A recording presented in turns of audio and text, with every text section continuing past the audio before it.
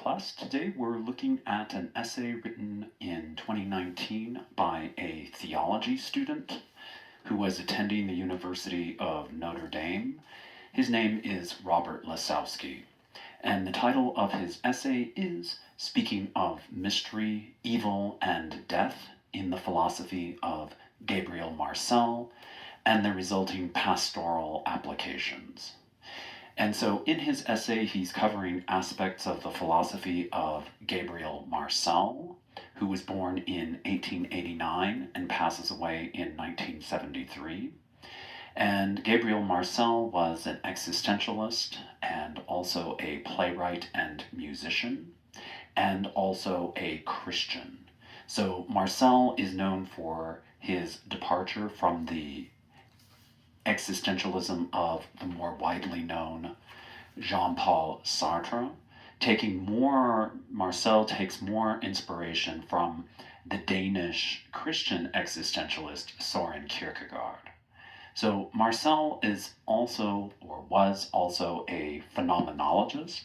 So phenomenology is also closely linked to existentialism with regard to a focus on lived experience, where we are urged to go to experience in order to reveal how it is that we examine and practice and disclose everyday phenomenon, and the everyday phenomenon of life and death as it's understood from a first-person perspective, rather than presenting philosophy as an abstraction from our lived experience, i.e., how we know things is lived through and phenomenologically, and practicing philosophy is emblematic of getting to the grounding of what's already there.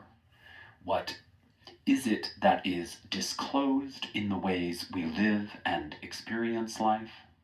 Likewise, in this context, our confrontation of death and dying is notably experiential and phenomenological.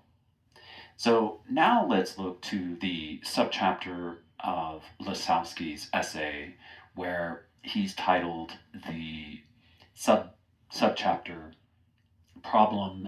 Problems and Mysteries, or Problem and Mysteries. And so for Marcel, when we are understanding and grappling with problems, we step back from whatever it is that we're working on and solving to see this as problematic. And so often we see a corollary with math and science, whereby we seek to find concrete solutions to our problems by way of abstraction. The abstraction of the problem also is held with a sense that in the context of the dilemma I wish to solve, I abstract a solution that has a generic quality of abstraction, that I carry with it an idea that anyone in this situation could use my abstract problem solving to resolve the dilemma at hand. This abstraction is then a drawing away from the lived experience into a higher level abstraction that becomes a way that we are drawn away from specificity. Likewise, we carry the assumption, as Lisowski writes, according to Marcel, that if only I possessed the right skills or techniques, the problem will be resolved. A problem then is an objectification of experience, which is not to be confused with what Marcel considers a mystery. So a mystery for Marcel is then the particular situation and likewise the lived experience. Unlike a problem, a mystery is singular and unique. No absolute solution is contained within a mystery, according to Marcel. So then there's an emphasis on working to not confuse the two ways in which we operate with our knowledge, while at the same time acknowledging that problem solving is still a necessary part of life, as with the cases of rational problem solving, with math and science, for instance. Yet we must not reduce all of the mysteries of life to basic problem solving or the types of problem solving we encounter when we are working with math and science, for instance. So we are not abstract entities that are to be reduced to simple problem solving. And such a way of thinking is distracting for us from the essential mysteries of life. So then, with the subchapter of Lisowski's essay titled Evil and Mystery, Lisowski indicates that Marcel sees the notion of evil as a mystery that cannot be reduced to a mere problem, and that likewise, evil cannot be done away with by simple problem solving techniques. Evil, in this sense, for Marcel, is something that is experienced in terms of our being. We feel it, we live through it, we are confronted with it, and we witness it. And so we know and experience evil phenomenologically. So evil is not a basic something to understand in abstraction. Evil is easily a threat, or evil is also representative of particular tragedies that happen in our lives, and such manifestations of evil are also a way that we pose a question of the loss of hope and meaning. So evil is felt by a person viscerally and experientially. So forms of evil are also ineffable. So in other words, we have difficulty putting words to experiences of evil for a full conceptualization. So evil is also emblematic in the forms of suffering we encounter and experience. So in that sense, even if we're seeing it as a mystery that we should be tricked into thinking of, then it's entirely beyond our grasp. We still put words to our pain felt experientially. So let's go back. So evil is also emblematic in terms of suffering, so in that sense, even if we were seeing it as a mystery, we should be tricked into thinking that it's entirely beyond our grasp, or we might be thinking that it's entirely beyond our grasp, but we still put words to the pain we feel experientially, even if it's a mystery. So to be sure, we need to see that for Marcel, evil is not an outside force that lives and is exclusive to that lives outside of us. So evil is exclusive to the lived experience, rather than as a malevolent force that is imposed on us from elsewhere. So the experience of evil in our lives is often traced back to our free will, interestingly enough, which is distractingly experienced, yet not an absolute force. So always remember that the way we see evil in ethics is as emblematic of our free will, and then it is inextricably linked to freedom itself, which is not a force that is extrinsic to our lives.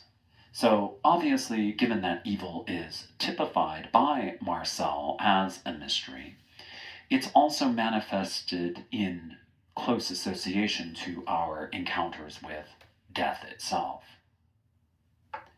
As Marcel puts it, evil is already death. For Marcel, our encounter with evil is often problematized and objectified. We seek to solve the concrete problems of evil rather than taking faith in the triumph of the good. The problem of evil is objectification, not only of evil, but also of people. And when we objectify people, that our free will toward evil takes hold. So, in other words, we are not mere objects. And mortality is not a problem to be fixed outright, as we might venture to imagine a scientific solution to the fact that we die. So, mortality is the great equalizer, as Lisowski writes. To Marcel and all of us, death is a threat to all of us in a deeply personal sense, not simply in an abstraction. The unease we have with death is felt by me and you, and by extension to those we love and care about. Such foreboding is often characterized as evil and is thought of as death is then closely linked to that which is evil due to the personal and experiential components in which we abstract in terms of death as well, or that we abstract away from in order to recognize the experiential aspects of death, as Marcel is urging. So we're often fooled by the evil of death into thinking that our bonds are destroyed forever, our experiential bonds with other people are destroyed forever, like a totaled car that is done away with in an objectified manner. Yet, there's what's there to do in this turmoil and temptation to objectify death. The temptation to think of loss as the loss of an object, the temptation to see exclusively that death is a mere problem to be solved. Marcel proposes that rather than turning to despair, we need to recognize the power of love. The intersubjective experience of love that's enjoyed between ourselves and between those whom we love are facing death, and the love we have for those who have died. And also, too, when we're considering that term intersubjective, we see it as a technical term in which we are recognizing that if I have a subjective experience, I need to recognize that you also have a subjective experience that we share. So intersubjectivity is a recognition of my subjectivity in relation to yours and everyone else's subjectivity, the possibility thereof. And so when we do this, we are also experiencing love between ourselves and between those whom we love that are facing death, and the love we have for those who have died as well. And so with the acknowledgement of love, we need to simultaneously recognize the unconditional features of love as beyond a mere physical bond. beyond a mere physical love. So when we love each other, we're usually feeling this as unconditioned by the physical. In other words, if it's truly love, the way we recognize this is as going beyond our physical bodies, our physical biology. Our loving presence is exampled in the experiences, the phenomenological experiences of the loved one while they're near or far. So there's always an eternal element to our love. And that is why Marcel urges us to value hope. Quote, "Hope is the means by which one continues a relationship of presence with the beloved, even after they've died." Unquote. And so hope represents openness and availability in the affirmation of our love for one another. Our experience of having a loved one die is never the end of hope, and nor is it the end of our experience of that person phenomenologically. So our experience is also something that continues and doesn't simply vanish when they're gone. Our experience of the loved one doesn't simply vanish when they're gone. So we have hope in this realization. Then to the subchapter From Philosophy to Pastoral Care. So remember that Lisowski was a theology student, so he's advising people that are going into the practice of theology, namely pastors, that sort of thing. And people that are working in the context of hospice care, so on and so forth. And so now to the way in which Marcel and his interest in philosophy is seen as useful with regard to aiding us with death and dying, mainly as a means to those who counsel the dying and the bereaved. So again, this is in a hospice context, perhaps.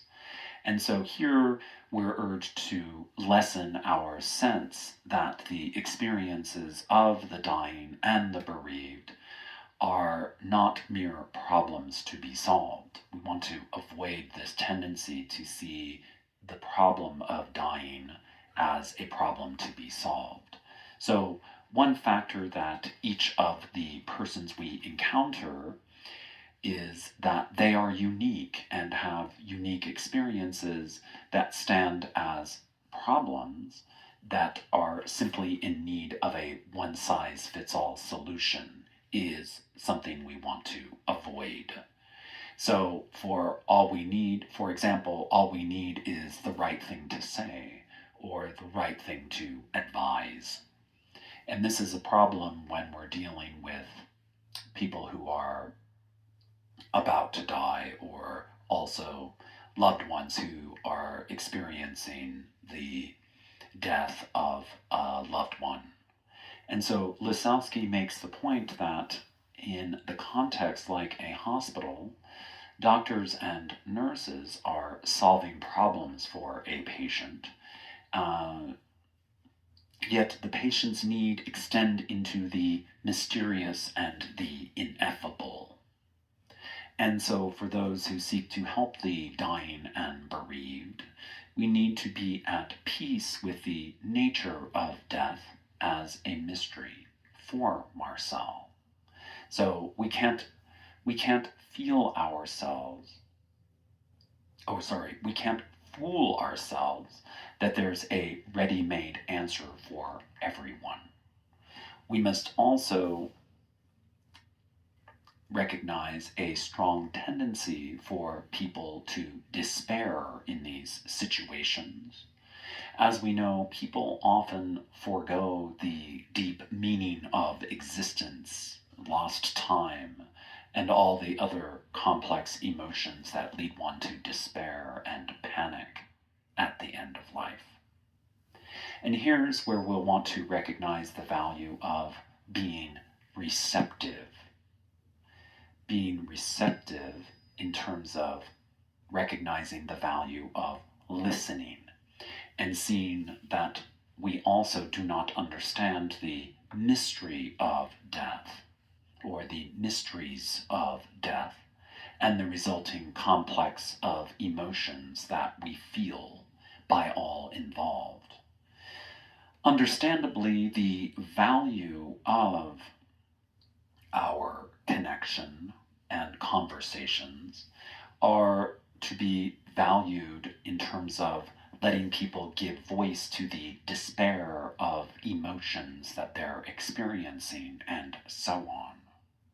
And so the open hope that is brought about by our receptivity is not to be confused with over optimism for miraculous cures and the like. Rather, the openness and receptivity are also ways for us to remind ourselves that death's finality is not absolute. Our experiences with our loved ones do not end. And love is stronger than death. Love extends beyond the physical conversations about those whom we've loved. And so these also are expressions of such mysteries and likewise. So looking to the places in our lives where love was absent might also serve as a way in which we are recognizing the value of loving in life and beyond. All of this needs to be tempered with care and emotional balance as well. And so such consolation also extends to those who are bereaved in light of the loss and the conflicting feelings we have with the loss of others we love and care about. Again, we might want to see such instances as problems to be solved, and this easily is a way in which we are clouding our aim to help and be receptive, rather than just geared in problem-solving mode. So, in other words, we don't want to just get in problem-solving mode because this could cloud our receptivity. So, instead, we should let people have their feelings in a sense of loving dialogue that is also a way in which we are working together in this by assisting and listening, offering hope in the name of love is recommended. So fostering a space for remembering and recollection, reflection, etc., is a way that we are aiming to open the experience of the bereaved, according to Marcel and Lisowski. So I think that's it. So thank you. We'll talk more about this in class, and have a great day.